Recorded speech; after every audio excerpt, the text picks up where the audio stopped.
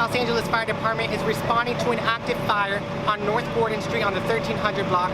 We don't know who is in the house, we don't know the cause of the fire, but when we get that information, we'll keep you updated. These protesters marching say they were inspired by the bravery and courage of the Parkland survivors. It has been confirmed that Fidel Castro is dead at 90 years old.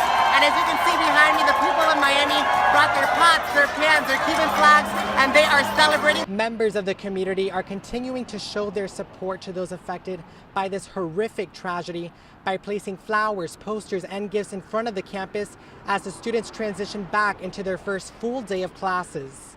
Doctors say the best way to prevent from getting the flu is by getting the flu vaccination. Hunter's parents told me that police were able to get a hold of the surveillance footage from the bakery and say the investigation is ongoing.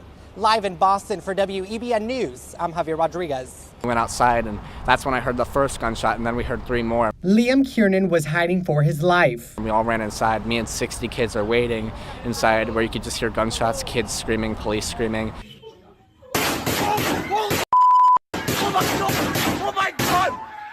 A gunman had entered Marjory Stoneman Douglas High School. I hid under the stairs because I was going to get my course card signed. It was hard. It was really frightening.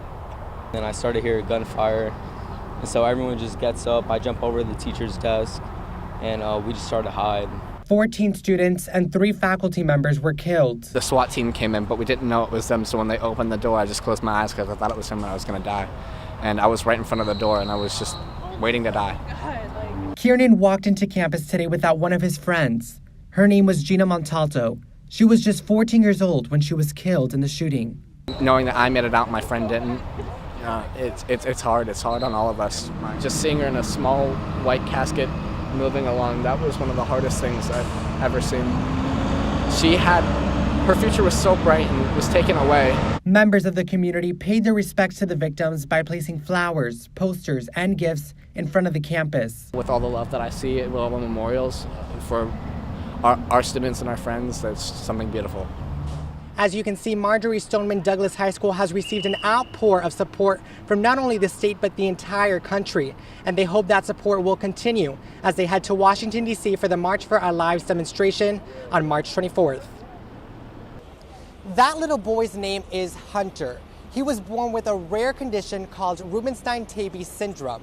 He is nonverbal and is unable to speak, so when his iPad was stolen at a Brockton bakery, he was left literally speechless and his parents heartbroken. I blame myself because I feel like I left him down. Hunter and his parents went to a bakery to buy a cake. Moments later, someone stole the boy's iPad. I was like, Hunter, what do you want for lunch? Like, where's your words? And we were like, oh crap, like I don't have them, he doesn't have them. I spoke to the manager. I said, you need to help me. He goes, I understand you guys are missing the iPad. I said, no, you don't really understand. This iPad is my son's voice. Hunter has Rubinstein-Taybi syndrome, which causes learning disabilities. He is nonverbal. Hunter can tell you by pictures that are on the iPad. Like if he wanted an orange, we would have to take a picture of an orange and label it an orange. Juice box. Yeah, you did juice box.